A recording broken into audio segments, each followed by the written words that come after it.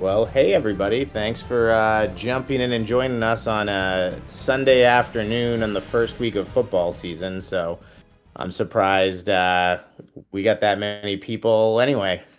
um, but yeah, so I'm Joe. I'm the CEO. If you were here for the last Q&A, we've got the same team together. So we've got Keith Bursack. I'll hand it off to you and we can each go around and introduce ourselves. Sure, I'm Keith Bursack. Been with the game a long time, and looking forward to where we're taking it now. For those who don't know, Keith actually did a little bit of design on the original OverPower game. He worked at Marvel doing some lawyer work, but also worked with the guys and has designed cards on the original game and now is one of the founders and designing cards for us. Dave, why don't you introduce yourself? Hey, David McMillan. Go Ravens, number one on a good Sunday, although we lost this week. I'm the chief technical officer, rules guru, ex-commissioner of the North American OverPower Alliance.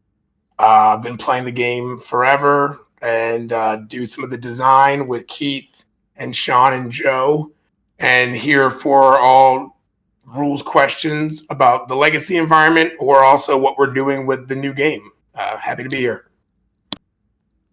And we'll preemptively answer the question. Rules should be out soon. You know, we've been working together on the rule book for about 3 years. Our 11 playtest groups spread out over the country have our version of the comprehensive rule books. We've gone through a round of feedback. We're making edits based on that first round of feedback. And then we're also working on the Learn to Play rule book, which will be the rule book most of you probably end up using. We're doing it just like all modern CCGs do. So we'll have even board games. We'll have the Learn to Play one, which is going to have the bulk of what you need. And then for judges or people that get really specific questions on card interactions, the comprehensive rule book will live online and is going to be, I think at this point, Dave, what is it, close to 40 pages? Yeah, I think that's about accurate. I think it was in the high 30s. And with the feedback we've gotten, it might get to about 40, I think. And it'll be a living document. So that'll be a moving target over time. And just to put that in perspective, the last time I looked, the Magic the Gathering comprehensive rulebook is over 300 pages. So 40, we feel pretty happy at where it is. Obviously, as we introduce new card mechanics and new card types and completely new things the game does, that will need really detailed, comprehensive sets of rules. So that document will grow over time. But it's in a great place. And, big thanks to, yes, thank you, Raz. 40 is better than 300. Big thanks to Al Spader, who was in here. He'll jump back in. For you who don't know, Al's one of our play testers, but also writes role-playing books. So he just had a awesome role-playing book that he wrote himself come out called Once Upon. You can get it off Drive Through RPG, so I'll give him a little plug. It's very, very cool if you're into RPGs. He's also a contributing writer for all of the Star Trek Adventures RPG. Also a great game. So check those out. But big thanks to him. He's been helping us. He's been moonlighting a little bit to help us get the Learn to Play book put together. So, and then Sean Sawyer, who is leading up the project managing and design for the Top Cow set. He's going to introduce himself right now. Hi, I'm Sean Sawyer. I'm leading up the design for the Top Cow set. Also, I play a lot of OverPower. Thank you. Great to have you. All right, guys. I think so. We got a couple things planned here. Well, actually, I'm sorry. We shouldn't forget also our president, Ronald. You need to introduce yourself too. Hey guys, massive nerd. Very glad to be aboard here. And Joe and I are really working nights and days on this, and the whole team is excellent to work with. So excited to be a part of it. All right. So I think what we're going to do here, guys, this is definitely going to be a Q&A session. But Ronald, do you want to just share your screen and we'll run people through a quick little preview of how we're structuring the full Kickstarter? So if you guys want to click on the screen you're seeing appear on the stage here, you should be able to blow it up to a little bit bigger. This is a preview page that we use as we're building it out, but this is just going to give you guys an idea of how things are structured. So We're going to have a little bit of a landing page here, pretty standard Kickstarter. As he scrolls down, you'll get your description, and you'll start to see these tiers on the right are the tiers that you've been seeing advertised on social media. So we've been teasing them out a few at a time, but they'll just give you, we start pretty basic. We're not going to go through every one, but we're just kind of giving you the general feel.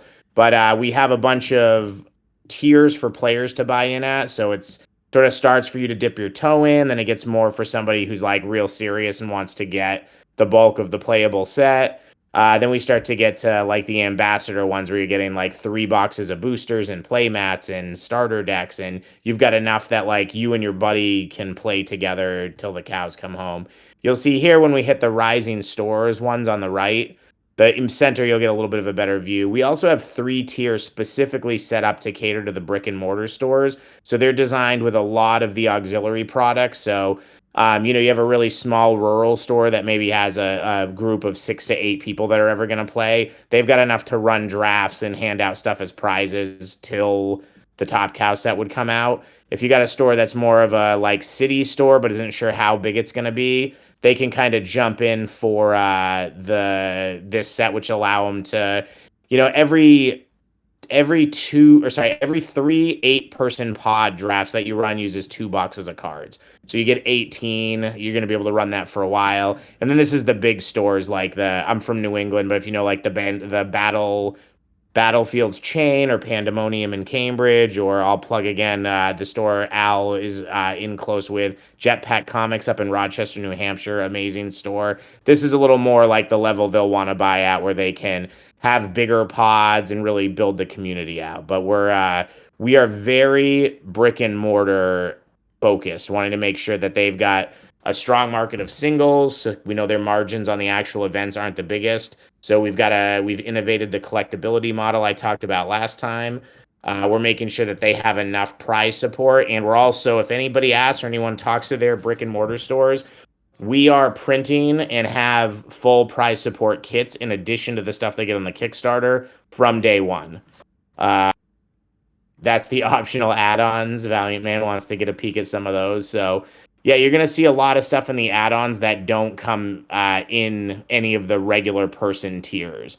So you're going to see that we have a lot of, you can add on if you want to just dip your toe in with some specific starter decks. You can scroll down. Show them some of like the starter deck boxes, Ronald, the stuff they haven't seen yet. Or no, sorry, the deck boxes. So go down more. So power card stations.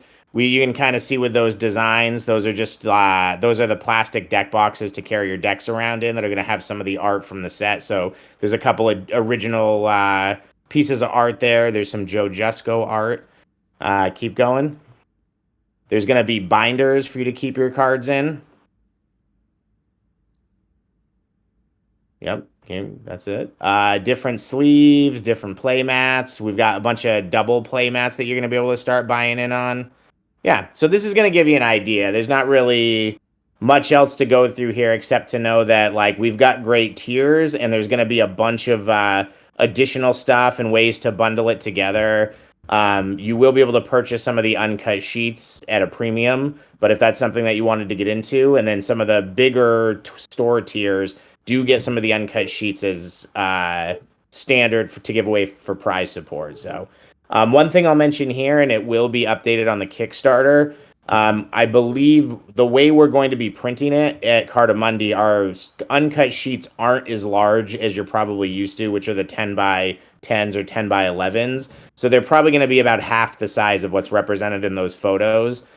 This is new information to us based on like ways that they print nowadays that we didn't know about. So that's just something that we'll make sure people are updated on, is that there's going to be a larger number of like common sheets, but they will be smaller. So yeah, let's jump back and let's start calling on some hands that are raised, and then we'll intersperse questions in the text with raised hand questions. Yeah, one of the questions that Valiant had was, will the cards released in the Kickstarter be any different from the post-Kickstarter ERB retail options?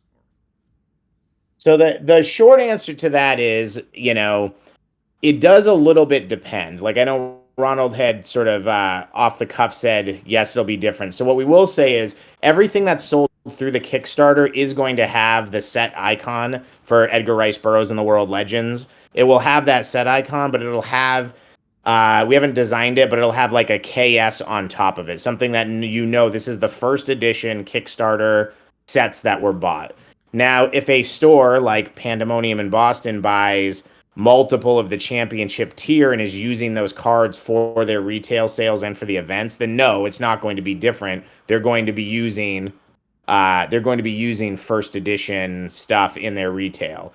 If at some point we do decide to do a reprint for retail, if we get a huge demand, like when we announce the next IP and we get close to launching that in stores, there could be a bigger demand that requires a reprint.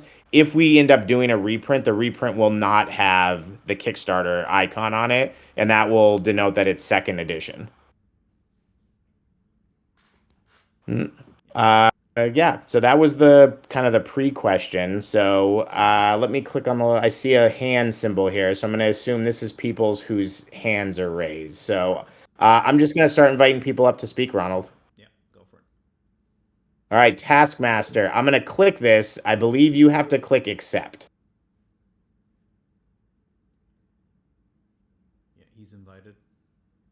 So you've been invited, Taskmaster. I think you have to accept it to jump up on the stage.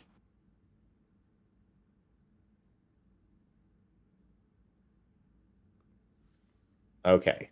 I don't think it worked. There he is. Nope. He's there. There we go. Hey, we can hear you. Thanks. How seamless are the characters gonna be able to mix from the old stuff and the new stuff? The good news about that is as seamless as it could possibly be. The only, like you've seen with some of the stuff we've done, just because of the nuts and bolts of copyright issues that are not interesting enough to go into here, we have changed two of the power types. Combat is fighting, brute force is strength. But they're still red and green. And what we have just said is if any of the names of the types are changed, they're going to be they're interchangeable. A card that avoids a fighting attack also avoids a combat attack and vice versa. So as far as the interaction with Golden Age and this, while they do have different icons, which is something we have to do for legal reasons, mechanically in the game, they are functionally the same power types. Okay, what I'm really getting at is like some of the old characters are their point values going to change for deck you're construction? No, so we're not really looking to do changes to the old game at all. It's going to end up functioning the same way Legacy does in Magic the Gathering, where we are I'm a Magic player, so I understand that.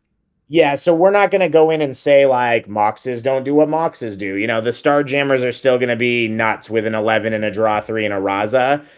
So they'll clearly still see play. That doesn't mean eventually we don't end up doing, like, we may restrict Star Jammers or something, but I can tell you on launch and pretty much for the first year, we don't have any plans of changing anything else in that environment from the old cards. We're going to stick to what the tournament circuit's done, which is banning Devourer of Worlds.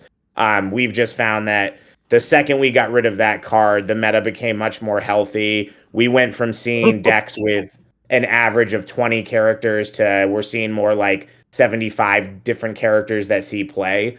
We saw in a 37-person event that we just had, the last event that we had like 15 strength decks, and Juggernaut was on the front line of like 7 of them, which is unheard of if you're just playing in the old environment. Now, to answer your question with the new stuff, there are some sort of general practices we're doing with our design as far as like the old game kind of turned into a game where the one strategy that was successful was just a full shell of defense where 3 of your characters had a card that could defend anyone on the team, either a negate, a 9 or less avoid, a 9 or less avoid from reserve. What we've done is we have Dave, who's our statistics guy. He has a really intricate statistical model that we've used. We talked about this in the last Q&A to value each card in the set. and therefore value each character as it's designed. And I'm not going to explain the whole thing again. It's super like numbers. It's very dense, but essentially we are valuing cards like a negate or a 9 or less avoid as a higher value than they clearly were in the old game. So you're not going to have a set where you don't see full negates. One of the characters in our set has a full negate. There's characters in the upcoming sets we're designing that have full negates. You're just going to see that the threat value that they have is going to be more like what you saw with the Reavers, where they had a negate, but they were 21 points. It was a little harder to get them on the team. They're a great character who would see a ton of play if you didn't have a 17-point negator in energy that also had an 8 multi and target discards and a crazy inherent. So that's kind of, I think that answers your question. Is there's definitely going to be a lot of characters that are playable in the old environment from the new game. It's definitely going to change the meta if you're going to Golden Age tournaments. It's going to make a big impact in that play environment. But it's definitely not going to get rid of some of the marquee characters you see now, like Spawn, that just brings an 8 and a 7 and a 9 or less. Does that answer your question? Yeah, it does. Thank you. Awesome. Okay. All right, Raz Now had we his have hand up Raz. next. Yeah, we have Raz, and then we have Keith, and then I received the questions from the community that was sent in to Letty, so we can go. Yeah, we'll kind of bounce around. Hey, Raz, welcome. Raz, You are muted if you're trying to talk. You're muted. I am trying to talk. Hey, Joe, how's it going? Hey, how's it going? Pretty good, pretty good. Thank you guys for everything you've done over the years. I caught you guys back in like 2015 or 2016 and just been following ever since. And I'm glad it's finally getting out there. I remember when it was just thoughts and talks. Well, we appreciate it. Yeah, it's definitely been a long road. But we're psyched to be here, and we're getting the goal with us has always been.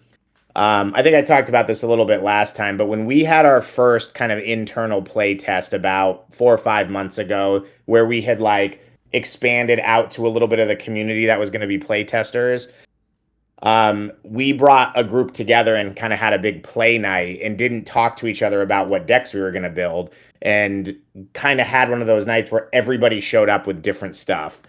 And it was like, one guy's using a character I designed in a way I hadn't really thought about, and I'm trying to get my deck to do what it does. And Dave's like got a deck he did with all female characters because one character has a card that kind of helps that. And you just it felt for the first time, since it's still fun to play the game, but what we don't get anymore is that like a new set's dropped, everybody's building crazy stuff, and we have to diagnose on the spot and say like, oh, what is this guy doing? And it just really brought back this like kind of giddy joy that you used to have when you did this with OverPower as a kid. Like I still remember sitting in my kitchen with all my friends, cracking open our boxes of IQ, and then immediately being like, oh my God, I want to use like new Invisible Woman. I want to use 8 Sinister. I want to do this. And that was how it felt. And that part of it I hadn't felt in 20 something years. So our goal has been to bring that same experience to new players and let old players relive it. So, thanks for sticking with us. And I hope when you see the cards, we're successful at that. I could tell already, man. It's looking awesome. Yeah. So, question. Sure. So I had a few questions. Quick, will we know the print numbers for the Kickstarter? Will What that do you ever get mean released? numbers? 4 million cards, 3,000 products of this. The print run. You're just asking like what the totals will be? Yeah, will that be made public at any point in time? Yeah, I think it's actually set up where, and Ronald, you jump in with this stuff if I'm wrong. I believe you're going to be able to see how many of each tier there is, and that'll make up what we have. Yeah, so we do have a print window with our production partner. And based on that, we know roughly how much product we can get out to public in this Kickstarter. Now, the Kickstarter is going to have product Kickstarter exclusive, and some is going to be produced for giveaways for the conventions. So the exact number, we'll be able to disclose that in the future as we're getting closer to the launching and through the campaign itself. And so we'll get that out to you as soon as we can. Okay, yeah, I just wanted to see if I guess if the Kickstarter is going to be print to demand No, or Oh no, definitely not. No, we're we do have a a spreadsheet that we're working with based on the amount of engagement that we've built throughout the year to build up over here, and the real big question is the amount of engagement that we're going to get overseas, and so based on the local and overseas, we'll be able to have a much stronger idea of what the print run is going to be like for this Kickstarter. And to give you guys an idea too, these ads that you've been seeing, this is our pre campaign. Like we haven't even started with our actual advertising campaign, with our commercials, with our any of our ads, with our influencers. Like these little ads that you've been seeing, this is like 5% of what you're going to see within a week or two when the real blitz starts. So, and even with this, yeah, we're just dipping our toe in it, kind of for the people that are already there. We've already had over 250 people sign up to provide the email address saying they're going to pledge the Kickstarter. So, we're very, very, very happy with the returns and we've got our marketing team doing all the calculations of the spend and the amount of it's converting and everything except everything's met expectations, and there's only been like one category that hasn't already exceeded expectations. So it's going to be we're very excited. It's looking like it's going to have a very broad reach. We're getting a lot of stores that are messaging us that are interested, which is fantastic. Yeah, it's looking very good. okay, right on. Yeah, because I just wanted to see if it's going to be like for like you guys said with the other sets that are coming up. That's when the demand's going to be balanced out, I guess. So after the Kickstarter, without the KS icon or whatever we're doing for that, will there be an unlimited set? Will we print the demand later on, like Lorcana was, where they acknowledged it ahead of time that it was going to be printed demand? So the good thing is that Our plan is to print this. yeah, Sorry, go ahead, I was Ronald. going to say the good thing is that our production partner is the same people behind Lorcana and Magic the Gathering, as well as Yu-Gi-Oh! And Pokemon. So they do have a capacity to print, which is unrivaled, honestly. We just have to hit the right windows at the right time. Now, definitely with this Kickstarter, there's going to be some stretch goals that are only going to be met for this Kickstarter, like specific type of hero cards that are going to be foiled, special cards, and then the retail rollout is going to have a less of a drop rate compared to the Kickstarter one. So to answer your question though about productions, so the like I assume too you're referencing a little bit. Lorcana like had really significant delays at the beginning, and the game almost died out. A lot of that has to do with the fact that they really pushed it as a collector game, knowing that there's a ton of Disney collectors that were never even going to open the boxes. And a lot of the initial problem with Lorcana is that's what happened. So many of the Disney collecting speculatives bought it up, and the product sold, but it wasn't being opened. And so they were having a really hard time developing a play community. We're not really worried about that. Sort of the beauty of us planning the Top Cow launch when we did, giving us that year window, is we're planning to have a large amount that we print. Right now we're moving all like full speed forward and everything's going great. We're hoping to sell that out, but we've left a window where if there is a huge demand to print more, we will. And the idea is to make sure, we've talked to our print partner and said, we're not going to get in that position where we don't have the ability to get it in the players' hands if they want to actually play with the game. So we're going to make sure that we have the ability to do that. Now it might be delayed. Fulfillment might not be the same for the first edition to a reprint, but we'll make sure that if people want to have this and play it and be in the tournaments this coming year, you're going to be able to do that. Right on. Based on what you were just saying about with Lorcana, what are your guys' thoughts and ideas on like quote evil investors or collectors? For say post Kickstarter. So the whole thing with that is it's not really bad or good. It's just making sure as a company that you have enough knowledge about how the industry works to do it. And I'm not going to say specific names, but there's a reason why when a corporation decides to put a game out with a bunch of printed cells from things that have already existed, they may not understand the nuances of like how it's going to be collected, how it's going to be played, that you have to support brick and mortar with store support in a vibrant singles market so that they will encourage a play community. Like that's why when we're doing this, one, we're all overpower players. We're making sure that we're partnering with people that are from the industry. The gentleman that we're bringing on, he's our head of distribution, player incentive, and our judge program. He ran a store for over a decade, and then he worked at GTS, which is one of the three biggest distribution companies in gaming and CCGs. So he understands how people play, how they run judges, how they do ambassador programs to get more players, and he knows the distribution side. You know, that was a really important thing for me to make sure we had an expert on staff that could, we have a good knowledge of it ourselves, but he's able to take it and say, hey guys, I've seen corporations come in and not really understand it and do it the wrong way. We're going to be able to avoid all those pitfalls because we're making sure we have people that know how to do this game for the players and for the stores. Yeah. Okay. Yeah. Thank you, Raz. Yeah, I appreciate all that information. Just two little quick points. Okay. For the what you guys were just talking about, so that sounds like you guys are acknowledging the secondary market, which Magic never did. Oh yeah, you have to. Stores don't make a big margin off selling packs or holding events. Their margins come from singles. That's why. So I don't know if you were on our last one. We've been very vocal about we have innovated our coalition model specifically to work for both players and collectors and for stores to sell singles. So I think you've probably heard this, but I'll repeat it again for anyone that hasn't. All our playable cards are going to exist at a common or an uncommon level. And then everything that's at our rare, our ultra rare, or our foiled versions of all the rares, that is all going to be alternative art. So in addition to some of the huge names that are doing art for the regular cards, we're also hiring these big name artists that are doing the alternative art. And that's why you'll see in the profile picture, Joe Jusko's back on with us. He's doing original art.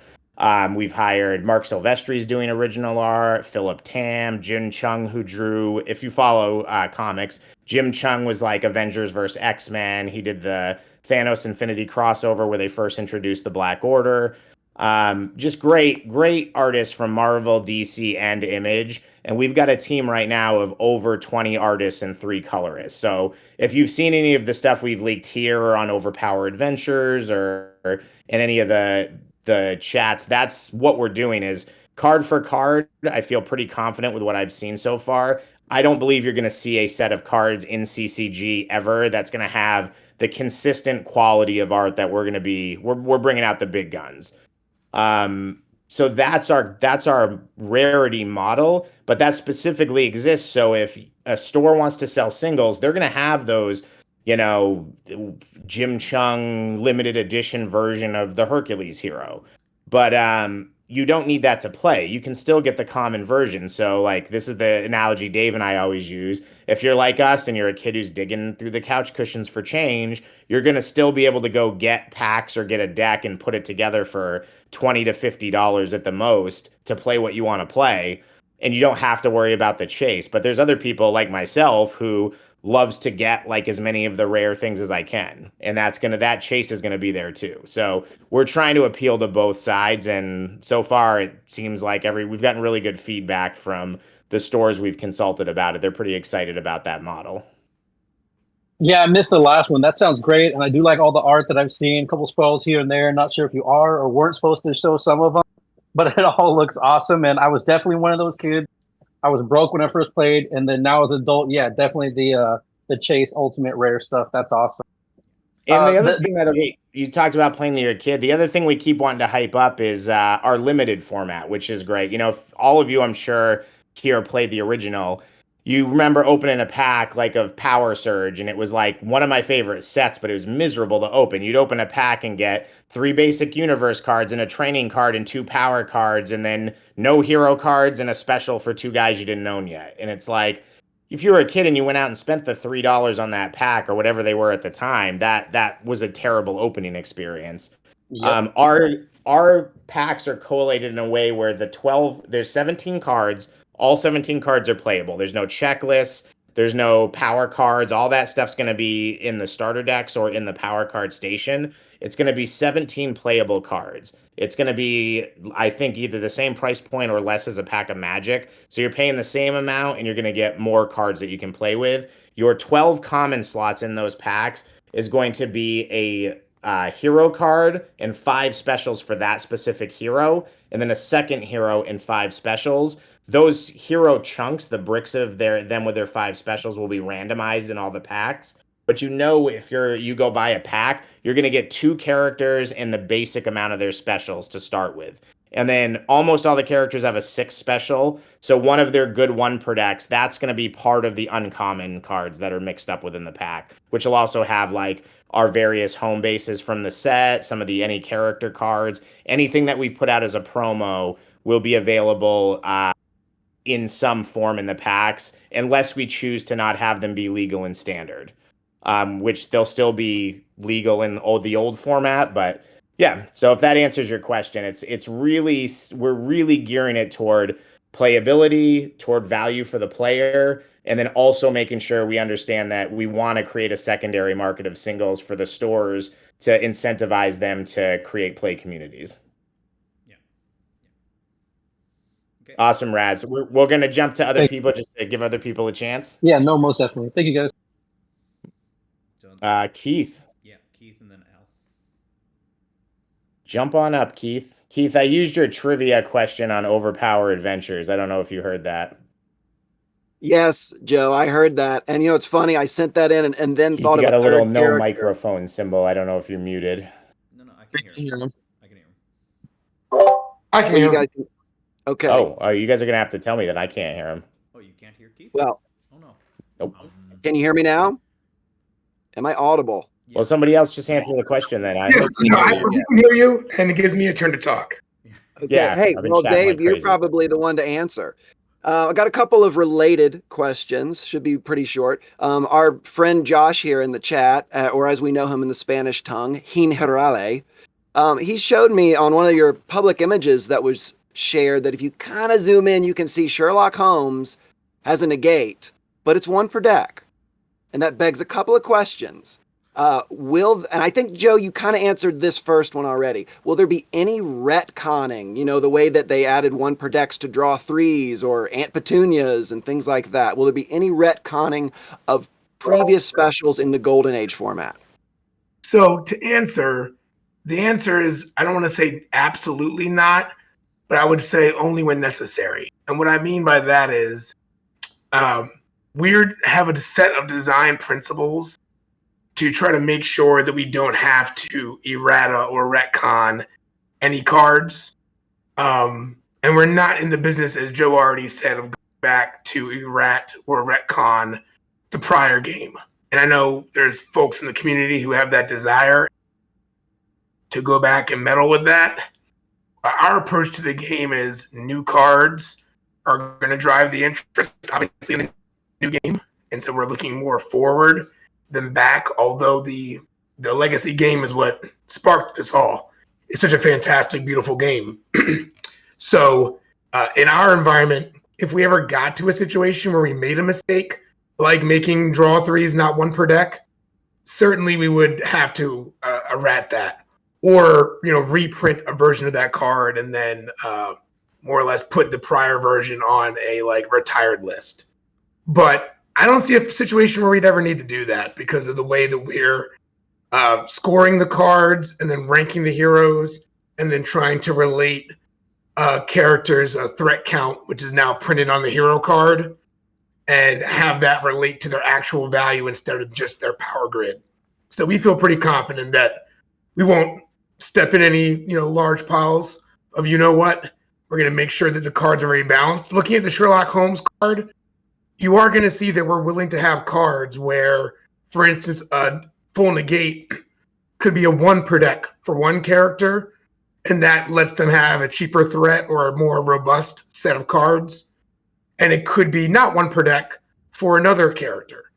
And so we're not tied to maybe the way the legacy game kind of had ways in which like one per deck versus not one per deck was one size fits all. Does that answer your question?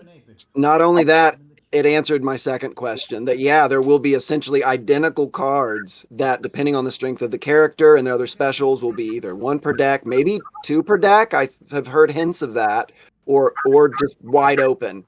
So yeah, you've answered both questions. Thanks, Dave. Excellent. Thank you, Keith.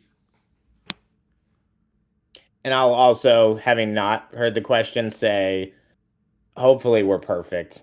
We might not be. We might mess something up, but we'll make sure we handle it in a way that's very thoughtful toward the community. You know, it's again, we are very player experience and brick and mortar store motivated. You know, we want to make sure players are happy. They've got a really healthy meta.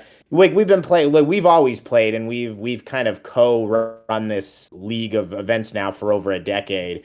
And we want the experience to be the most fun for everybody. That's what we try to create with what we're doing with the old events that we've helped run.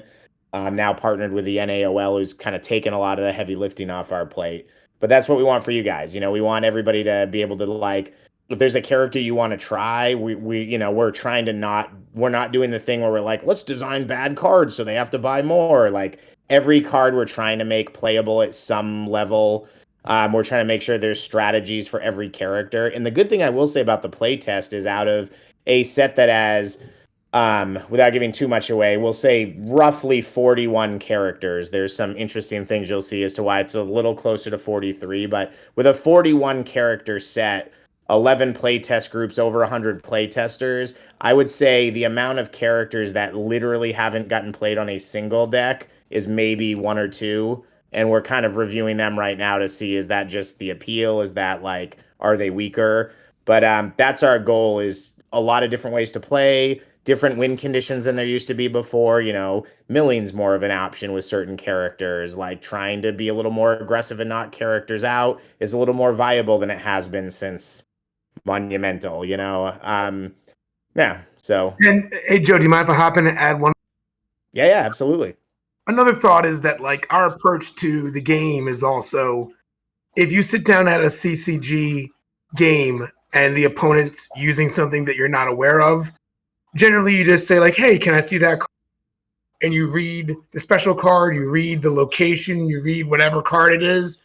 The card describes the effect, and you can be like, okay, cool. I wasn't aware that was in the set. I understand what it does. The challenge with going back and errating old cards is that someone can sit down and read the board and fully believe they have a solution for what's happening, or that they understand what's happening. And then with errata or retconning cards, you say, oh, no, that doesn't work this way. It now works that way. It's not printed on the card. You weren't aware of it. There's no way you could have been aware of it. And now you're in bad shape in the middle of the game. And that's, like, very feel bad. So you'll see with the location cards we printed and the things we're trying to do to bring some balance to the legacy and the golden age environment, while also bringing innovation to the modern environment, is that, like, we want cards to read generally the way that they read and play the way they read, rather. And we're defining terms very clearly. And when we try to nudge the environment one way or the other, we're trying to do that with new cards, where you would just read that location of the new card and that describes to the effect. And that's, like, a lot less feel bad. So that's one reason why I don't think we would ever lean towards errating or retconning cards unless absolutely necessary. And like Joe said, we might not be perfect. We want you to be able to sit down, read the board, read the card, and know what to expect. Yeah, I mean, I think the existence in the old environment of, like, meta codes and cards that literally have almost the same words that have two different functions, really, the old game has such a barrier of entry because of that. And as much as we love the old game, that's a nightmare. No game has that. Like, yeah, we don't want that. The cards need to do what they read, and that sounds ridiculous to even have to say that out loud in a world of modern CCGs, but that's how this game will work. And if there's a problem with a card, we'll deal with it. But it's not going to be like, all right, guys, just everybody memorize that if you use a Fortress of Solitude, you can't bet more than 2. It doesn't say that on the card. That's not how things are going to work anymore. So, Great. Al, you're the last one in line, so why don't we invite you up to ask your question, and then we'll kind of jump over and we'll read some of the questions too. Okay, let me invite Al. He is invited. Does he accept? He does. He has accepted on mobile. What'd you make for dinner, Al? Can you hear me? I can. All right. So Joe, you were talking earlier about how there's the current meta is really all team defenses, right? And how we're looking at the potential of having those cost more per character. Can you talk about your design theory for max 6 characters and how you're going to make them relevant to the game without having just team defenses? A lot of different ways. There's not like with all things we're trying to do here. It's not an all a one size fits all. One way is when those cards exist, they might be on a max 6 character who's a little more expensive than you would expect a max 6 character to be. A max 6 character with a full negate, but maybe cost 20 or 21 points. Or the other thing to keep in mind too, now that you've sort of seen this inadvertently leaked because it was on the uncut sheet, and of course somebody is going to blow that up, and kudos to whoever did that, because that's what I would have done. But with this sort of cat's out of the bag, that in the golden age environment, all teamworks will be legal, but you'll notice in the modern environment we've lowered the numerical attack value of a teamwork card from 6 to 4.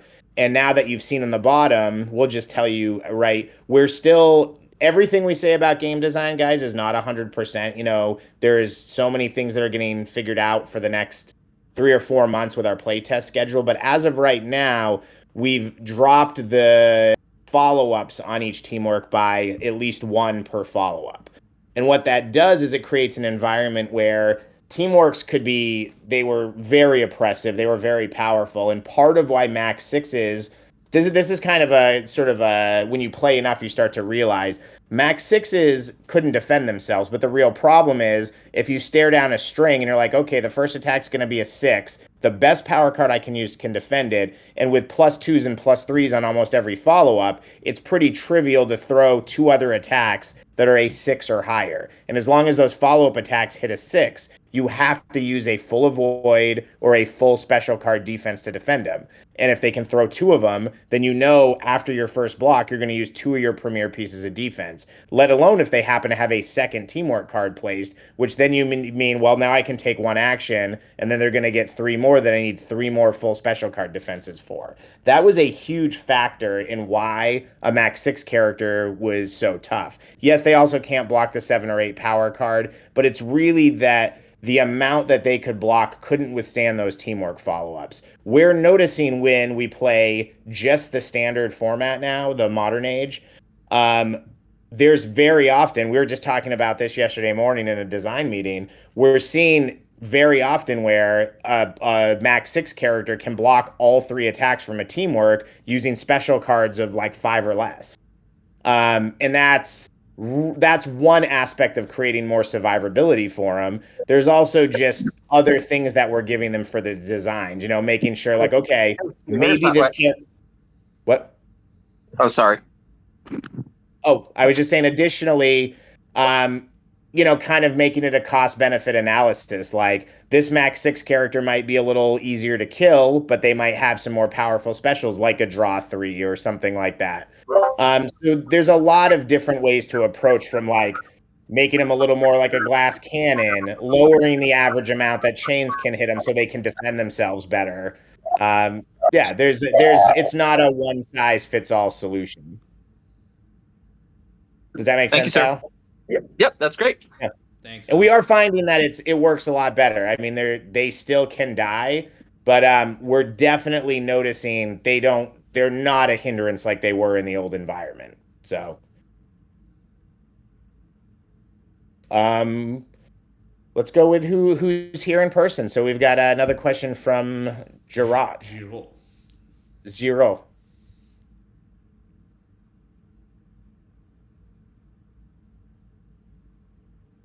Has he been invited?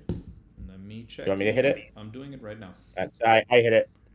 All right, so go ahead and accept. You've accepted. Hello. Hello, sir. Going to the stage. Woo! Okay. So I had some questions about the starter decks. Are they going to be fixed, or like is there any random in there, or how's that going to work? Sean, you did a lot of the starter deck design, so this might be a good time for me to shut up and let you speak a little bit. Yeah, sure. What was the question? I heard starter decks, and that was it. So I was curious, like with the what's in a starter deck? Is it all fixed? I saw there's like 6 different types or 4 different types. Yeah, there's 4 different types. Each one is going to feature a unique kind of like a theme. You won't. Every starter deck will have its own set of cards. None of them, I don't think, will repeat. Essentially, what we're trying to do is, if you get all 4 starter decks, you will receive every power card, because no one wants to open up a booster pack and get power cards. But Yeah, that sounds familiar. So I'm sorry, what? I remember those days. Yep. Yeah, those were pretty. Those were awful. So what each one you can expect to see is, of course, 4 heroes, 1 special for the reserve, 3 specials for each frontline character, and 1 of their 1 per deck. We've tried to hit a balance between playability and like simple teachability. I don't know if that makes sense. No, yeah, we kept like some of the more complicated 1 per decks we left for the pack. So if you're opening one up to teach a friend, then once you already know how to play, it's going to be the more straightforward kind of vanilla cards and not the more complicated mechanics. That makes sense.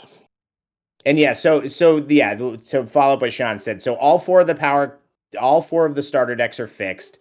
They've got cool themes. They're generally built around 1 power type. So an energy, combat, brute force, intelligence. So those are the 4. And in addition to just the power cards, the allies and the training cards are also only appearing in the starter decks. So those aren't going to be something that you open. Starter decks don't have any teamworks in them. Those are all in the uncommon slots because we want them to affect the drafts. And if I don't believe they have a home base either. They will have the events are only appearing in the. So 3 of the events will appear in each starter deck. And then what we're doing to get you guys out to your brick and mortar stores is those prize packs that we're printing as part of the prize kits that we're sending out to stores. There'll be some giving out for participation. You can get the prize packs for doing the judge program or for the ambassador program. Those will contain a series of commons, which will include the other 2 events for each event set. Some of the any heroes that we don't want to appear in draft, for example. I find it unlikely we're going to put the Grim Reaper or Power Leech in the packs. That'd probably be something you can chase down in the prize packs because it's such a powerful card. We don't really want it to unbalance the draft if somebody happens to open it. So the 4 starter decks will be a fixed set of cards. And we are trying to make sure not just 1 of each power card, but you'll get 3 of every power card if you were to buy all 4 starter decks. So if that's all you want to do and then buy some boosters, you will have enough to build whatever deck you want. You might not have enough of the low power cards to do like 5 or 6 different decks at once. That's when you're going to want to buy like either an extra set of starters or the power card station. But you will be able to have everything you need for deck building with the 4 starter decks and then whatever boosters you choose to purchase. Okay, that sounds awesome.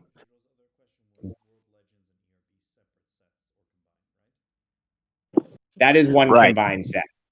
Okay, I was just curious. So Edgar Rice Burroughs and the World Legends. So the Tarzan, John Carter, they're going to be mixing in with, Sherlock Holmes and Cthulhu and Zeus. That sounds amazing. All right. So as far as I don't get to do a lot of tournament play, just on account of my work schedule and my home life. I collect more than I get to actually hit the tables. So if I'm after some of those event cards that you would get going to tournaments, like is there a way to get them besides the singles market, or am I going that route to get my hands on them?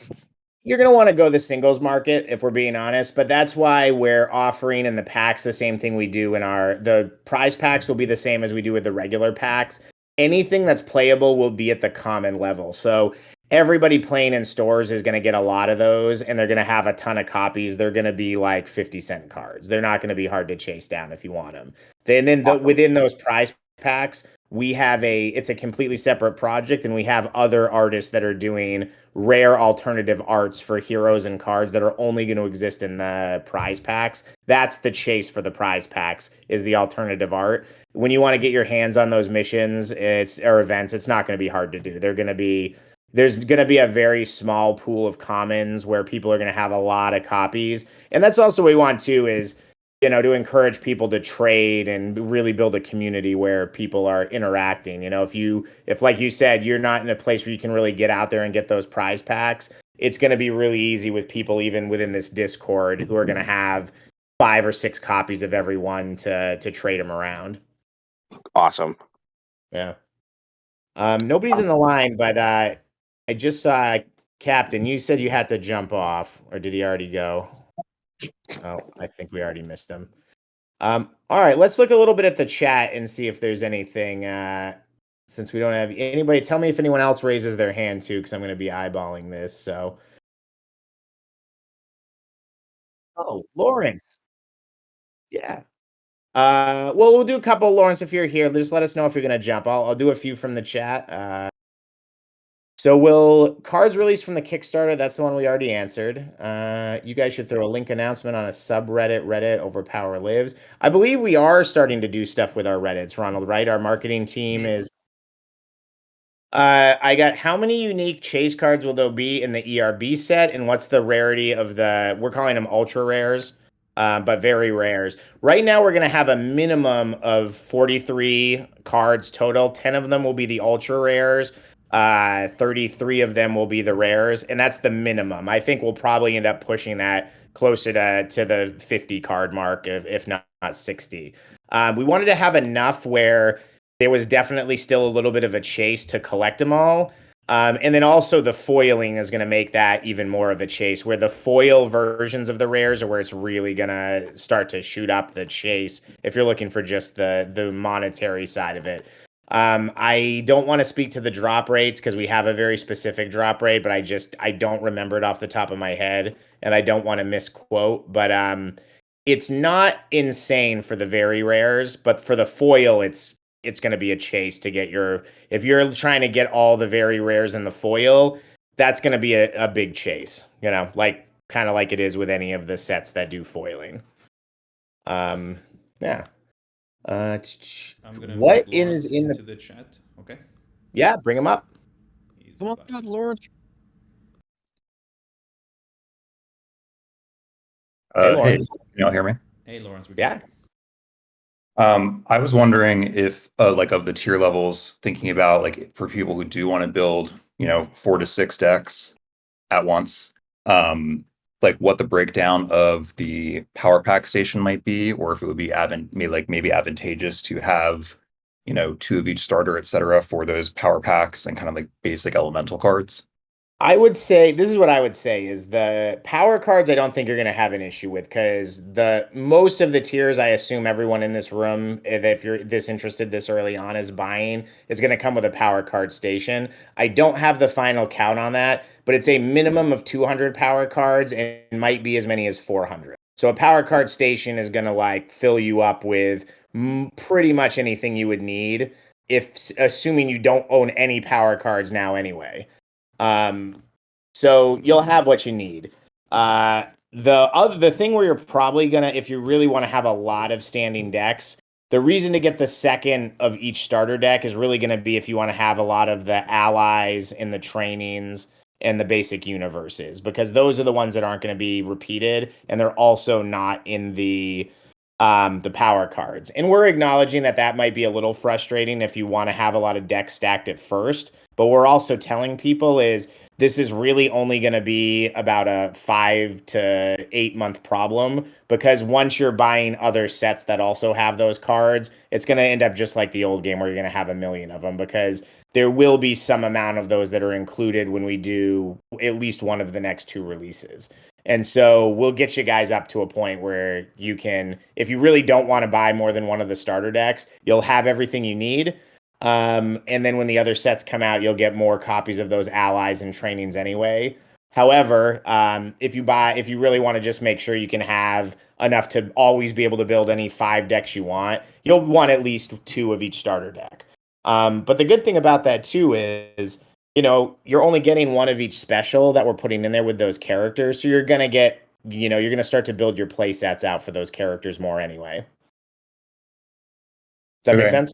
Yeah, thanks. That's helpful. So you kind of answered this question as well in your answer, I think, because it looked like from one of the, I don't know, ad somewhere that there was going to be like power cards in the Top Cow set. So your intention is to have like power cards and universe cards, not necessarily in every set, but in subsequent sets, obviously. Yeah, and again, like I said, this is all subject to overall design decisions that we may or may not change. We may decide, okay, in set 2, we want to have like the 6 any allies that act as ones. We may decide we want to use those in this set if the play test leads us somewhere. So nothing in these conversations for what appears in the packs is 100%, but I feel pretty confident in most of what we're saying. We're definitely going to want to do power cards, mostly just because there's such a great palette to showcase the awesome art we have, and I want Top Cow power cards. I want power cards for any of the sets that we put out.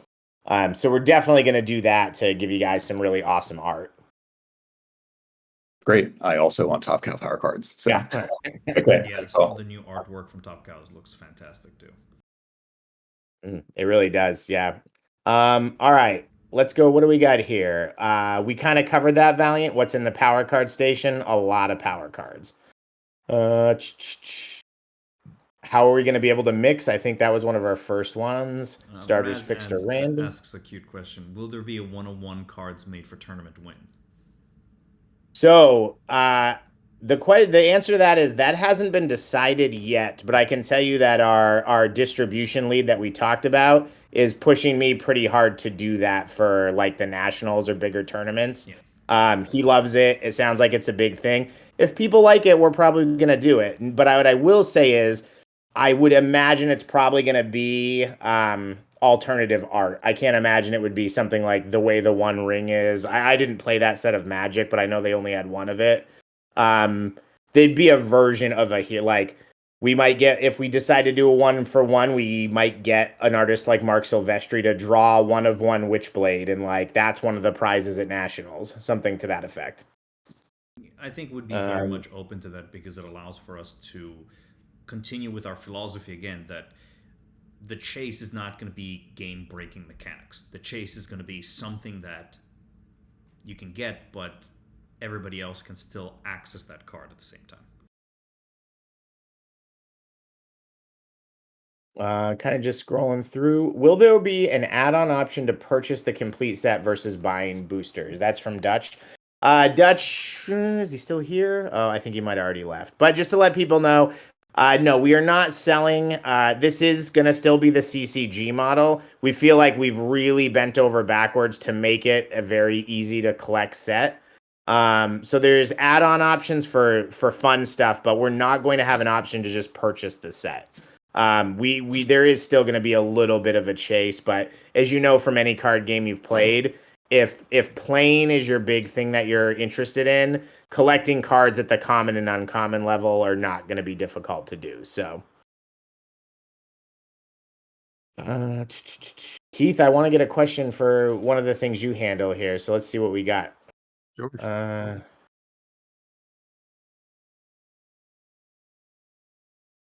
One of the questions that Letty was fielding from the that we received was, will Top Cow content be in this Kickstarter? So it might be. It's not going to be like it won't be a full character with specials. So this is really an ERB and World Legends set. But, you may end up randomly opening a pack and seeing a Mark Silvestri original Witchblade. We can't make any promises, but something cool like that might pop up for somebody. I don't know. Yeah, buy some packs and see what happens. Yeah. The other question was, when will we start leaking out more information on the core set itself? Character lists, as an example. Yeah, I think the answer to that is we don't know. Honestly, we are in full playtest mode. We're about to go into another phase with some edits. We did end up having some edits from the last one. We made some changes. We want to keep leaking you guys stuff to get you excited about it, but we're also reluctant. Everything we leak, we get worried we might have to walk something back, which obviously isn't like the way as a professional company we want to be doing it. So I think we're gonna play it pretty close to the fest until we know the mechanics are as locked in as they can be, because we really don't want somebody to make a decision to purchase because they love a card mechanic or they love a general power balance and then we change it. So yeah, and this is a little more, we're having this conversation internally, I guess, is the answer, is when we think the best time to kind of roll out what Magic does with the visual spoilers. We can really see what you're getting for the whole set. I know that's probably not the answer everyone wants to hear, but yeah, sometimes it's that we just don't know yet. I think that the answer is going to be soon, before the actual Kickstarter releases. We will have and start dropping these crumbs of the full amount of ERB characters that are going to be showing up, a vast selection of characters that we're definitely sure that are going to be present in it. But as we roll our marketing campaign, that information will come out. Any other ones, big ones on that list that you have, Ronald, from the online submissions? Yeah. So, but the other questions we already answered them. Like, are power cards going to be in the booster packs, which is a no. Deck boxes are going to have matching deck sleeves coming. Unfortunately, we're only going to have one sleeve matching one deck box. We wanted to give more variety out instead of being pigeonholed to just have a static grouping of images. But that's also something where if there's like if that's something that maybe wasn't important to our like smaller design team, but the player community as a whole wants to always have their sleeves matching their deck boxes, that's something we may be able to pivot on and do a line of sleeves that matches the deck boxes we have out. So we're small enough and agile enough as a company that we can start to make those pivots. Again, we can't promise anything, but if that's something that a lot of people in the community are voicing, it's something we can change going forward and may be able to fix on the fly. I think so. Absolutely. On the fly, we could do that based on community response, and we're agile enough that we can do it.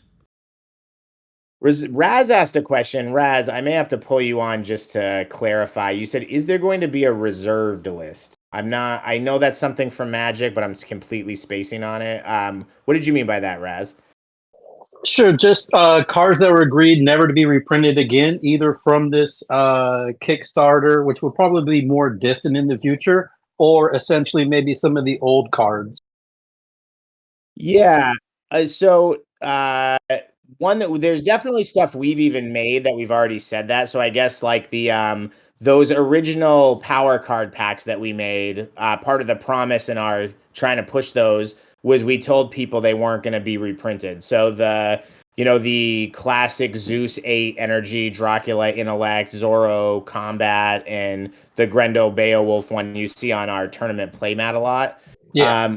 Those won't ever be reprinted in foil. We promised everybody who bought into that that's the only place they would exist. Now they could be printed in non-foil like a bunch of the promos, but yeah, there's stuff that will end up in that place where it's kind of get it when you can get it, or you might miss out on it. But that's again why it's really important for us to keep playability at the common and uncommon level, because then it's not going to be something you need to play. It's going to be a question of like, how much do you really want to complete that set, or how much do you really want that like very specific John Carter hero or Witchblade hero? So there will be some stuff that gets reserved for sure.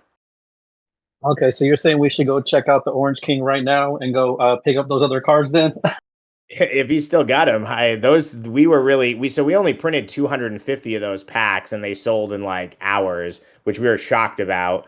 And some of them are already having retail value of like $50 a card, which blew us away. We didn't think we just were really surprised by all that. So yeah, go on there now and see if he's got them. But also keep that in mind for these Kickstarter first editions too. Is if this goes the way we expect it to go, there's definitely going to be some resale for them. Thank you, Raz. Okay. There's a question over here by G. Yep, 3 each of the power cards, Dave. And a Dracula promo hero. And I thought And the 5 multi for Cthulhu. The Cthulhu version of the 5 multi. That's right. 3 of those. A 19 card, I think, pack. When the retail was 25 a pack, I thought that might be too much. But right now you have level 8 power cards, a single, in intellect of any type, whether it's image, IQ, or the World Legends pack. They're all about $20. Hold on. So it was really a good value. So a lot of these, it is instructive that it's good to get in on the ground floor again. Yeah, that's been one of the, I think that's kind of our fault. Our tournament communities have been blowing up so much in each area. And then there's so many smaller, like insular areas we don't have access to that are getting play groups going again. Like people just can't keep their level 8 power cards in stock because there just isn't new ones being created. So that's kind of a weird scarcity that's starting to pop up just with the amount of demand that's been increasing since we've ramped up what we're doing. So all right, let's go through a few more questions over here. So that was a great question. Thanks very much, Raz. Any particular mechanics from the classic game that we won't see replicated as much in the new game? Keith, this is a good one for you. What's some of the stuff that we're either not going to put in the set or we're going to be a lot more sparing with it? One of the things that we're at this point not going to be reproducing are going to be double shots. I mean, it's sort of an interesting concept, but just I don't ever really felt like it found its footing. So that's something that at least in the first couple sets is not going to be there. Mm-hmm. Yeah. Events. We can talk a little bit about event design principle. The events are going to be there. I mean, we're going to try to not have them be necessarily as game determining as they have in the past. There might not be the hero character with the one where if it comes up, you might be 7 and relay the whole build your whole cooking. Yeah, you're getting a little muffled there. Sorry. All right.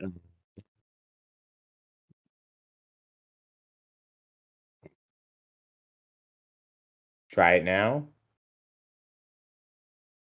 Okay, well, I'll talk a little bit. So, Keith, just jump in when whatever you're doing with your mic is fixed. But what he's saying, for events, we kind of the term we tend to use internally is bet 7 events, just meaning events that can completely cripple a deck for a battle, like no cards with an energy icon can attack. Well, we all know if you put that in your deck, you probably have almost no energy icon, so it's not really going to hurt you. So definitely as a design principle for events, that's something you're not really going to see replicated. I won't say it won't. I'm never going to say never, but we don't currently have any event sets or any plans to put a KO event in any event sets. That's just an event that we kind of feel like doesn't really fit in the spirit of how we see the game. We don't want something where one card flips and you don't have a way to defend it and it just destroys 25% of the deck you spent months playtesting. So yeah, that's kind of an area where I don't think you'll see that. Now the flip side to that is I think we've got some really creative and innovative events that aren't quite as devastating. They definitely have an impact, but they're a lot more fun.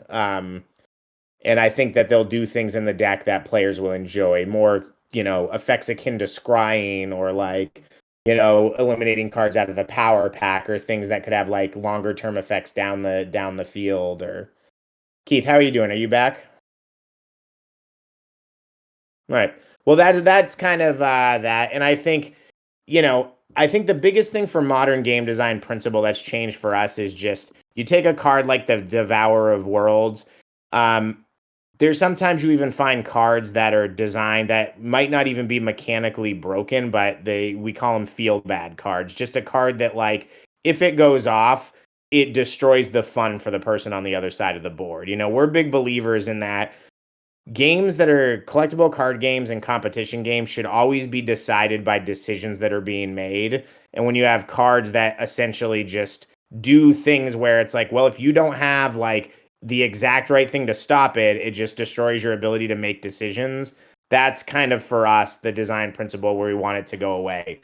Things that create a Sophie's choice, so to speak, are great. Like, well, you can let this happen, but then XYZ might happen next hand. That's a different story. But cards like Devourer of Worlds that were just like, okay, you just can't use any of your defense in your deck. Well, we saw that. We tried to run a tournament circuit where we made several incremental nerfs to it. We just kept trying to do things, and every time it would resolve, it would pretty much ruin the game it resolved in. So that's the kind of thing we don't want to have happen. So for ginger ale, that's the kind of things you're not going to see in the game. We want to make sure people always have the latitude to make choices in the game, and those choices, good or bad, should be influencing the outcomes as much as possible. Variance will always play a part, and that's why we love these games, but decision making should also be the key factor. Will there be cash rewards for tournaments, special cards only, or a combination of both? Regionals, local tournaments? Keith, are you back?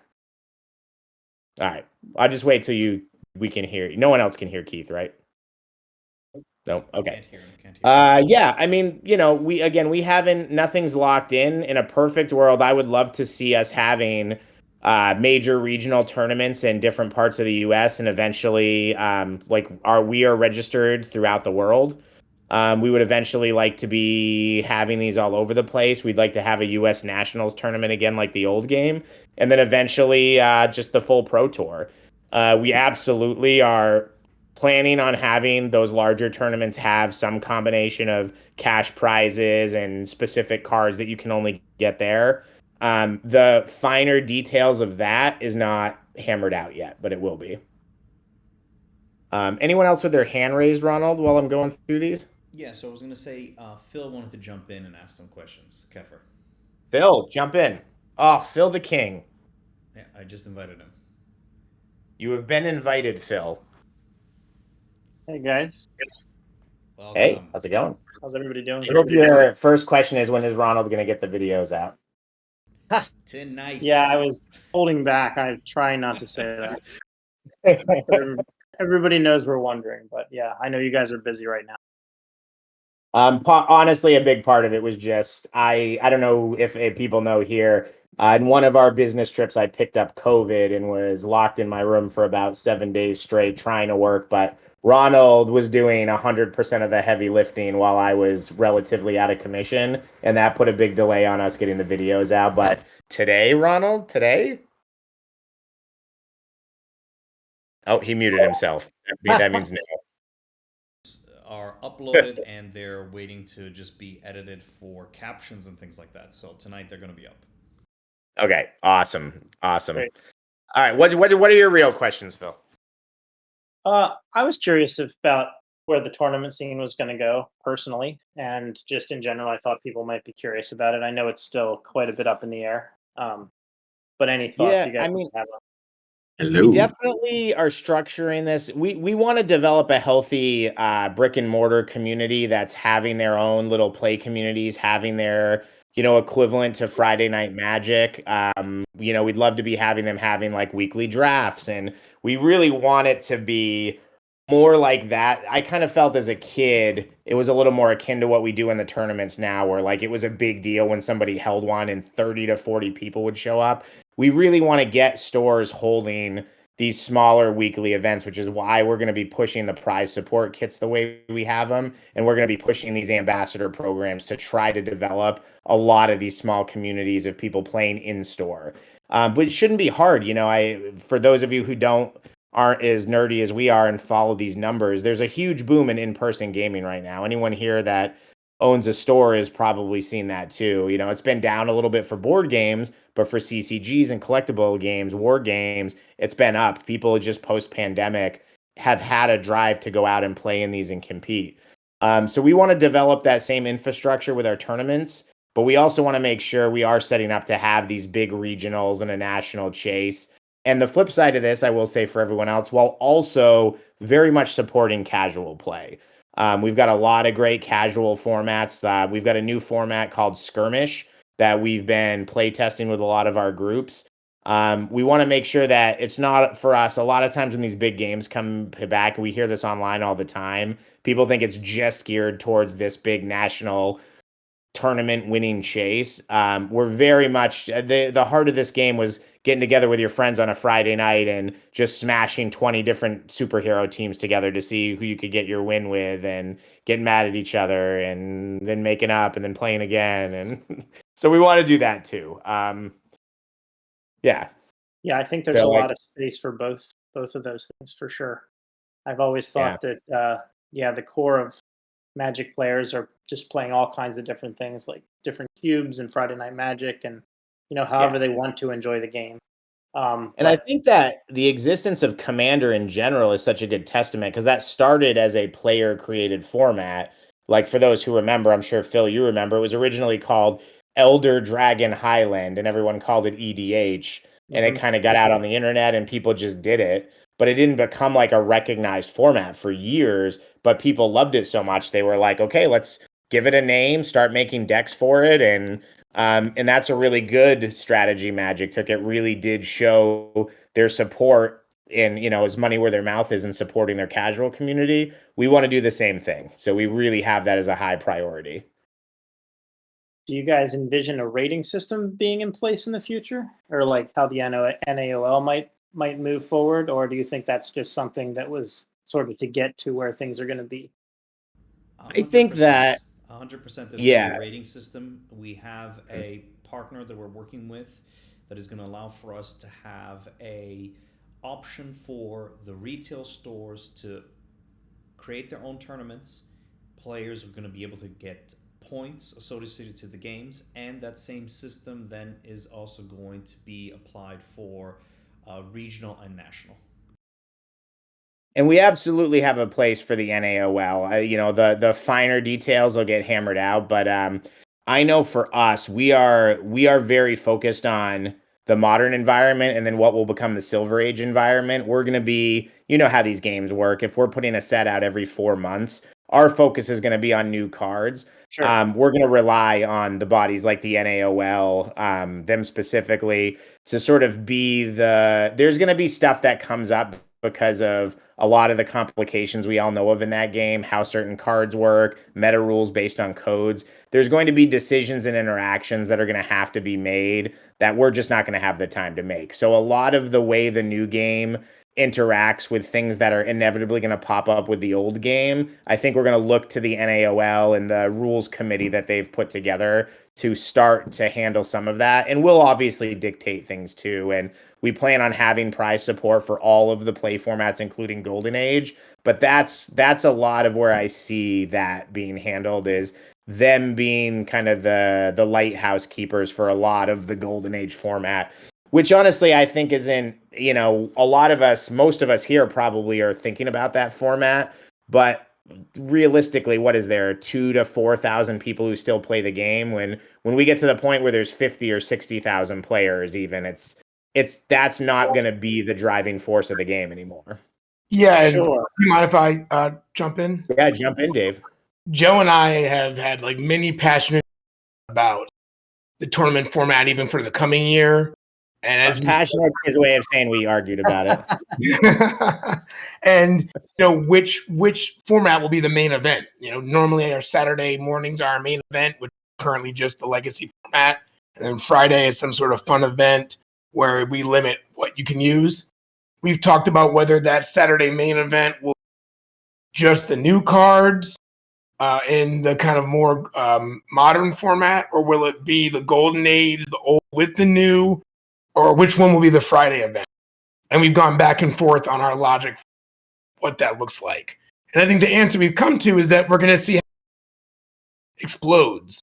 And there's a really great chance that if we're bringing in, thousands of new players, that while the legacy environment is like what inspired this all and it's the raison d'etre of the game, we're going to have thousands of new players where there's supply out there for them to really effectively get into legacy play or golden age play without like prohibitive cost, just because we're running out of cards of IQ, Monumental, X-Men, all those old sets. So and I mean, like we said before, if we're to the point now where just getting an 8 intellect power card from the old game is difficult, we're still primarily at the point where we focused on pulling in people who used to play the game.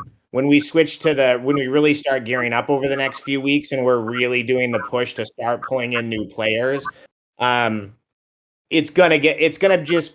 see this in all the games. It's all the issues with Legacy and Magic the Gathering. Like there's a list and most serious Legacy players know who has the Power 9. And when someone decides to get out, that deck is sold as a piece. Like, like Rob Doherty's not going to play Legacy anymore. He's selling his Legacy deck. And then someone who's been on the chopping block waiting to get it, they go out and they buy it. I don't know if we'll get to quite that point with OverPower, but it's going to be an aspect of that.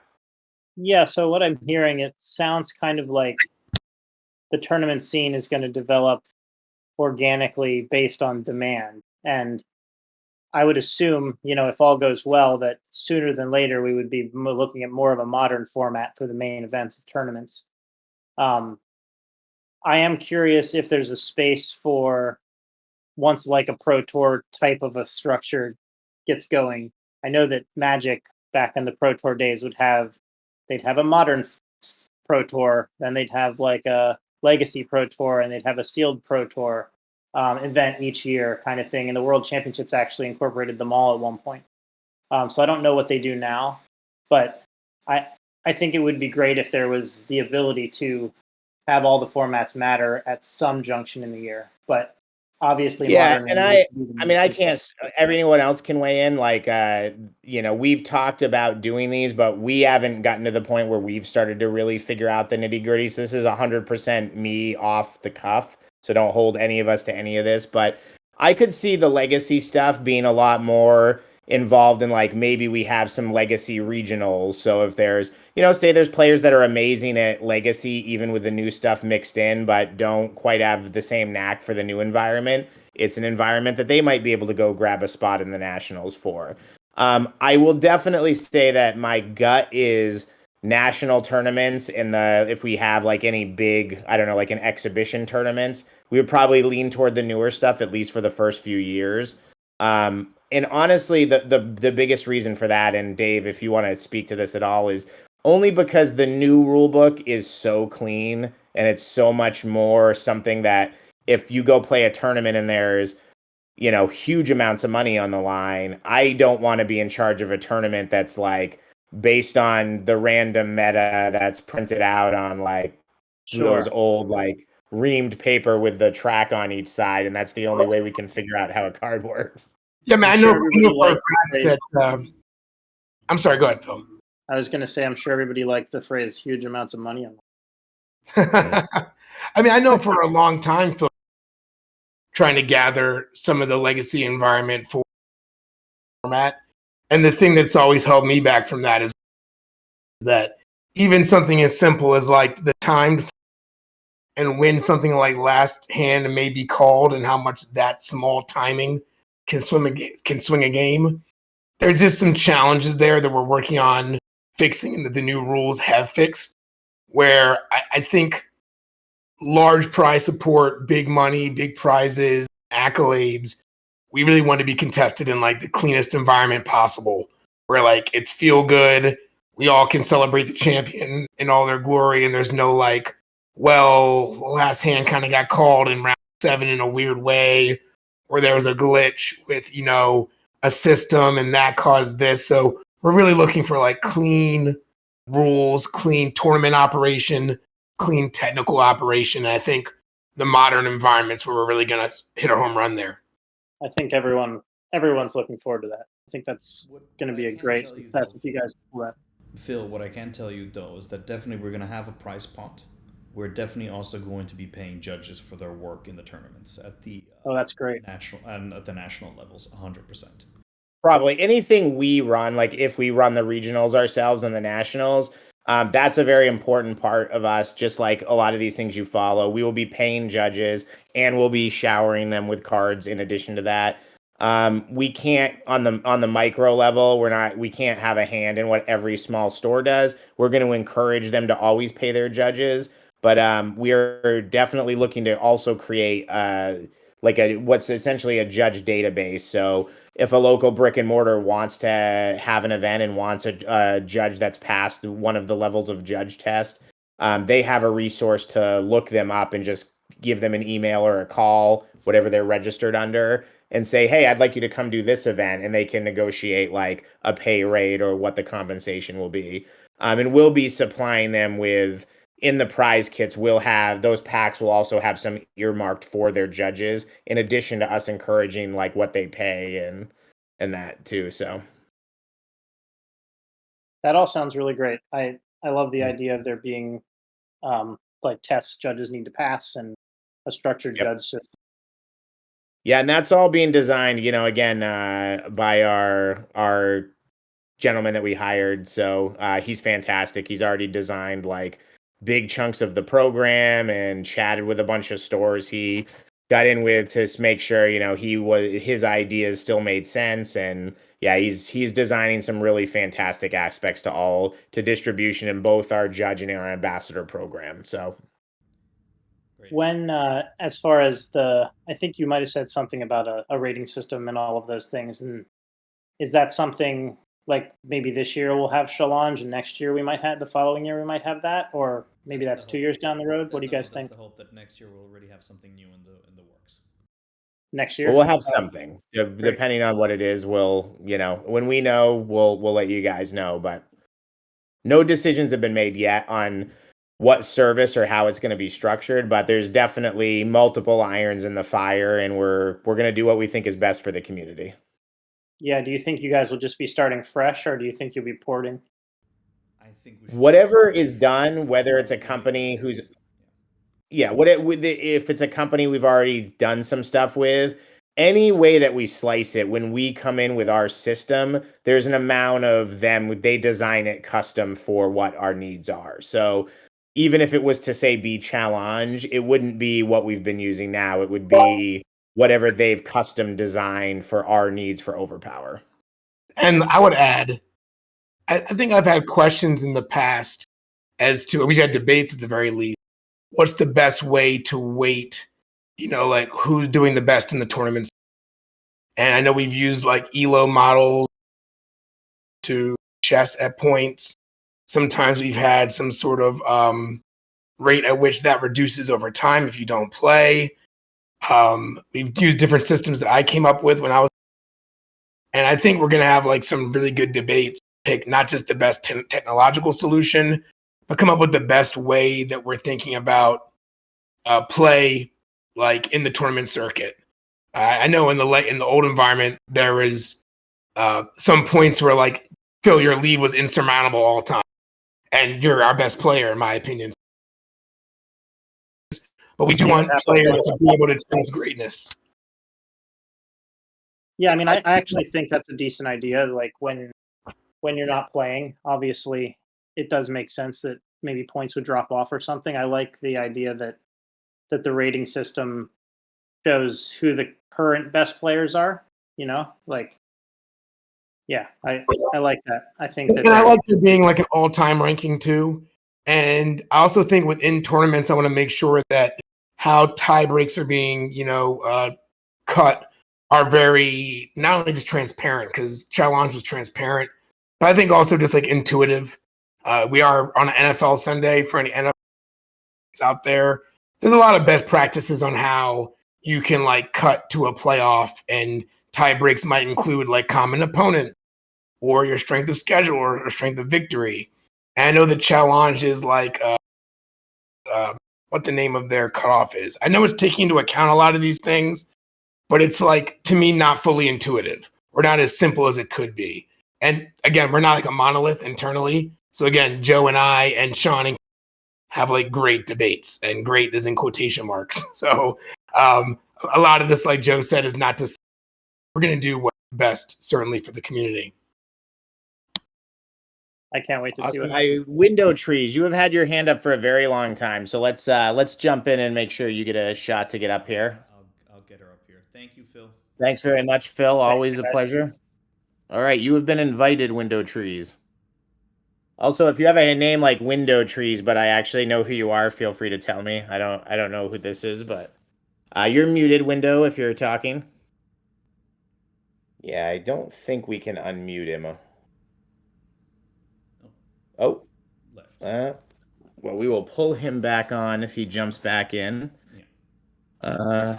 While we're waiting for that, let me see if there's any. Gerard, you said standard, hollow, foil, or you guys doing something different and special? We're doing, like we said, we're printing with Cardamundi. It will just be one type of foil. We're not gonna do like Pokemon, who I think has a dozen different types of foil. There will just be a single foiled version. Nothing particularly different than how other ones foil their cards is the way, but they will be foil versions. I can tell you that the way we are doing it is we have a technique where our graphic designer adds sections of white onto the card in places to make the foil pop more. It's like a specific foiling technique, and he's actually signing up and taking another training course just to be able to use this technique to do our foils. So I'm really excited to see how they come out. Window Trees, were you able to pop that mute off, or? Yeah, sorry about that. I had to quit and reopen. No So, worries. Joe, can you give me some insights about the drop rates and also the Kickstarter stretch goals? Thanks. Yeah. Ronald, do you want to just, I know I don't want to misspeak from memory on the drop rates for the foils and the very rares. Do you have that information at hand quickly? Let me pull it up. Give me 1 second. Yeah. And sorry, what was the second thing you asked us? The stretch goals, right? Yeah, the Kickstarter stretch goals. Yeah. Are you just interested in what some of them are, or? Yeah. Yeah. So one of the things we can talk. So one is just more unique art from bigger artists that we're gonna bring on. Some of them is just having them do more copies of cards than what they were originally gonna do. So we can add more into those pools. There'll be more to collect. Some of them that are cool are, so right now we were only planning on doing foil for the rares and the very rares. So one of the things we've added on to the stretch goals is the way I explained the chunks of common characters working and the uncommons working. If we hit a certain threshold, you'll start being able to, you might open a pack and your hero and the 5 specials will be in foil. You hit another stretch goal, we're going to start having the uncommons be in foil. And then there's different levels of which uncommon. So maybe just the uncommon, any heroes will be in foil. And it's still a drop rate. They won't always be, but you'll start getting those a certain amount. As the stretch goals get higher, those drop rates on those things increase in the amount of things till you get to a point where everything in the pack can open up at a foil. So that's definitely one of the ones that we really like. The alternative art is a big one. I think we have an early one where we're just a pretty early one where we're going to print like really nice, probably soft cover, but nice bound actual versions of the Learn to Play rulebook and the comprehensive rulebook at that time. If people enjoy that, I always really like that. You know, when I bought my copy of Twilight Imperium, I was just telling the story the other day. They had a hard copy version of the rule book, and I ended up calling around to a dozen stores till I found one that still had it, because I like to have that like on my bookshelf. But that's a pretty early one. I think the last one is that we build a companion collector app for the game. Hold on 1 second. That's the last stretch goals, a companion app for the game. Now, I think the question is very good because the drop rate, there is a standard drop rate that we have. But depending on the amount of stretch goals that we hit, that drop rate is going to change because, like Joe said, if we hit X amount of stretch goals, we're going to have more foil cards appearing even in the common and uncommon slot. And so we'll be able to present publicly the drop rate as we see how the campaign reaches the next level of stretch goals. So we're going to disclose that publicly closer to when the campaign starts. Thank you. Very cool. Thank you.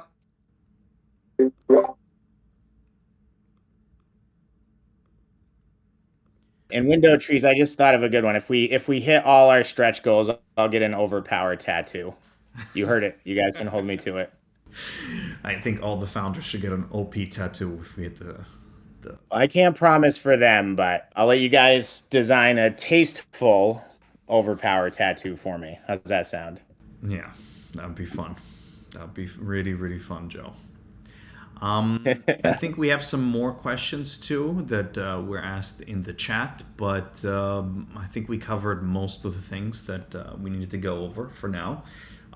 As usual, any other questions, you can come into the Discord, you can drop them in the Kickstarter exclusive chat or in the general discussion chat. Joe and myself will be able to answer questions, and then of course Keith, David, and Sean are always available as well, and they jump in whenever they can.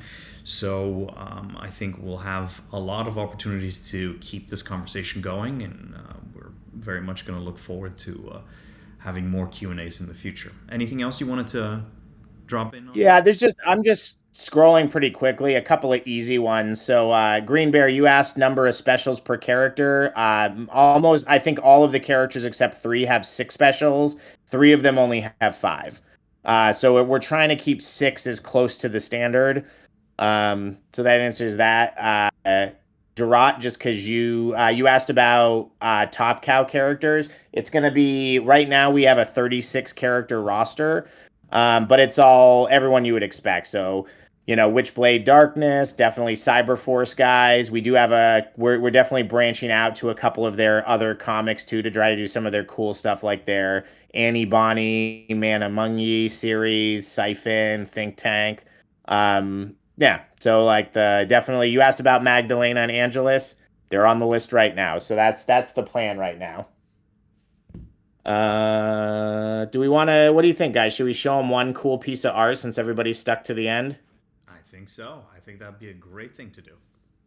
All right, guys, you stuck it out. So I'm going to show you something new. Not even the founders have seen this one. So I think I'm the only one that's seen this so far. And our graphic designer. So let me go back. I'm going to try to stream my entire screen here for you. Everybody tell me if they can see that. Yeah? Can you guys see it, Ronald? All right. Check this bad boy out. I'm going to try to blow it up a little. This just came in, and currently this is Ra the Sun God, a playable character in the first set, and this is what's going to be our level 8 energy power card for the first set.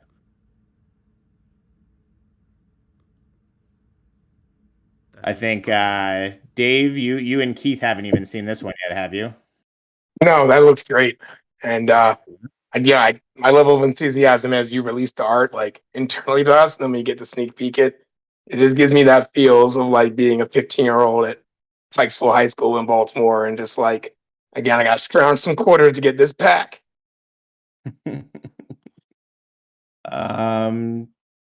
Yeah, I don't know. More? You want one more?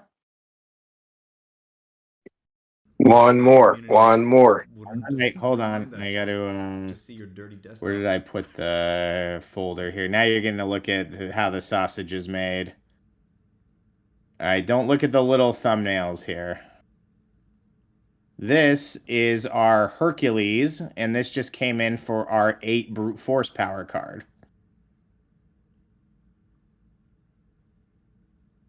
And I love that. Yeah, pretty happy with that. This is artist Elton Thomasai. I think Tomasi. Ron, you're better with the pronunciations. I think it could be Tomasi. I mean, I'm really looking forward to this one. I think I explained it last time. There's a whole lore for this set where the Greek gods return in the late 1800s, and the time traveler from the H.G. Wells novel is sort of the antagonist gathering the heroes. So Hercules is a little bit of an antagonist in the set because he's still there with the Greek gods. So it's him and Leonidas and the 300 more, the Spartans. They're kind of on the side of the antagonists, and then time travelers gathering people together to come fight. Valiant, we definitely have want to do a comic, and we talked about doing a comic. We just want to be honest that it may end up. We did not include it as a stretch goal. It might be a little. Just the process of doing that's very intensive, and we might not have the bandwidth for that right away. We still want to. You may get it. It may be great, but we didn't want to include it in the stretch goal just because we weren't 100% sure if we had the time to do it right now. So we want to make sure everything with the game is the best it can be. We don't want to stretch ourselves too thin. Last one. We'll make it 3. We'll do the hat trick. So I've got what should I show him, Dave? I've got a couple other power cards. So I've got a 6 energy power card that I think I showed you the other night. Yeah, go for it. That was a great one. Let's see what else I got. Actually, let's show you this one because I think you guys are going to think this one is just cooler. So I think this isn't new for our founders. This is one of the specials for Zeus. Can you guys still see that? I believe this is called a jealous god, and it's a special. Zeus is one of the characters that only has 5 specials. I don't want to give too much away about Zeus, but currently Zeus is a 23-point character and very powerful. But he's the main villain of the series, so to speak. One thing I do want to say is that I love what Joe and Sean are doing with the art direction in terms of we have art that's being commissioned that really reflects the function of the card in a way that's way intuitive. And so I can't say what this card does, but like when you get this set and you see what the card does, you're like, and a jealous god, you're like, oh, that's super cool. And I think the whole set leans that way where like you read the card, what it does, the name, and then you see the art, and it's just like seamless. And that's something I don't think the original game did a fantastic job of.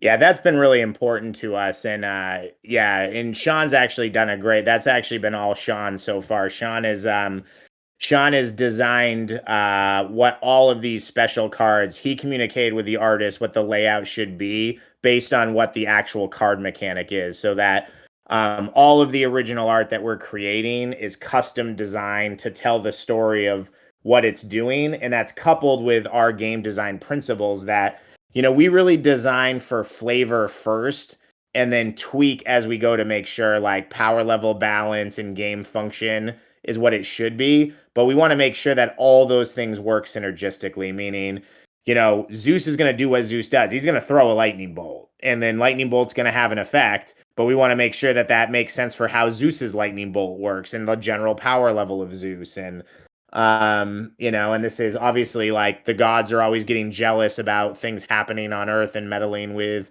the people, and these cards will reflect those effects as well. So I hope you guys like it. It's been fun teasing out this art in different areas. So if anybody else didn't show up, make sure you go out and tell them that you got to see a sneak peek of some art that they didn't get to see. I see. We got one more. Raz, why don't you do you want to just call let's bring Raz up one more. We'll take one more question, then we'll call at the end. All right, yeah, this was like my most important question that I really wanted to ask earlier. I know before there was talking about selling it through distribution after the Kickstarter as a non-brick and mortar. I know you want to do a lot of brick and mortar support and other things like that, but I know there's other in the community that are online only. Will we still be able to purchase wholesale through online only without a brick and mortar? I honestly probably not wholesale, not at cost. it's going to be offered pretty much how other games are offered. So Ronald can speak a little more to how the details of that's going to work out. We will have a store that has stuff that's purchasable, but honestly, I think your best bet is just going to have a store that you order from that sells it to you. Stores usually give full box discounts for buying boosters that are better margins than if you were ordering it from us. I know a box of Magic can sell now like retail at like 180 if you add up pack per pack, but they'll be selling it as a box price for like 125. It's honestly it's a catch-22, and most of the stuff we can really try to, serve both masters, but we can't really be doing something that cuts into the margins of the brick and mortar stores. There's a symbiotic relationship for all of us, even the players, even if you're not personally going into one. We still need those stores to create a play environment so that there are tournaments, so that there's a vibrant community, because that's what's going to fund our ability to keep licensing these big properties out and bringing you more sets. So that's one where probably, unfortunately, we're not going to be able to hook you up in the way you were hoping. But there should be plenty of resources to be able to still get those cards at a reduced price if you're buying at the box level. Gotcha. Thanks. Yeah, exactly. Nope, no problem. Exactly. All right, to guys. reiterate, Thanks very much Joe's, for tuning in. Yeah, Joe's point is that our play community is the most important priority, because if we support your local game store, even if, like Joe said, you don't go in, you will still reap the benefits from that. We might have a DTC model for our for our peeps, but we're developing different avenues on how to build that out that is not going to encroach on the local game store. But as we have an answer for that, we will have another Q&A, more talks about it. And Right on, appreciate this is good. I guess one other thought is we do have in that Kickstarter tiers for stores, some of our classic online retailers, like for instance, the orangeking.com, I would think are likely to buy into that. And again, with the idea of bulk discounts, whether it's sales, wholesale discounts, the amount that you buy, I think there's going to be creative ways to get your hand on the products that you need. But it's certainly the most important that the tournament community and the play community and the collector community all thrive together synergistically.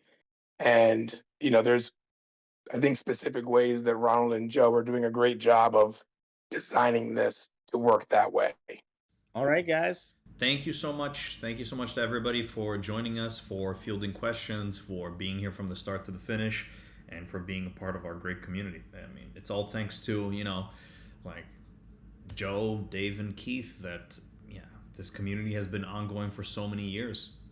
So thanks, guys. But we also couldn't do it without you guys, and there's always too many people to thank. We're the guys that we were there when the opportunity appeared for us, and we were able to get it done and strike while the iron was hot. But we don't have anything if players aren't playing the game and excited about it. So we really, I think if anyone here has attended a tournament or kind of knows our shtick, everything we do is about the community and trying to bring people together to play as much as we can. So we just can't say thank you guys enough. It's an honor to be the people who are bringing this back for everybody. I never thought as a kid doing this, I was going to be the one that someday was actually putting the cards out or getting to work with some of these amazing artists we've gotten to work with, childhood heroes. So it's really, because of you guys that we're getting to fulfill a dream of creating and putting something out there. So it is really because of that, our main dedication to make this something that you're all an active part of too, and you're super excited about. So Great. Thank you, guys. Have a good night. And what is this, football Sunday, right, Dave? Indeed. Enjoy some right. Sunday night football. Thanks, everybody. Bye. Thank you. Thank you.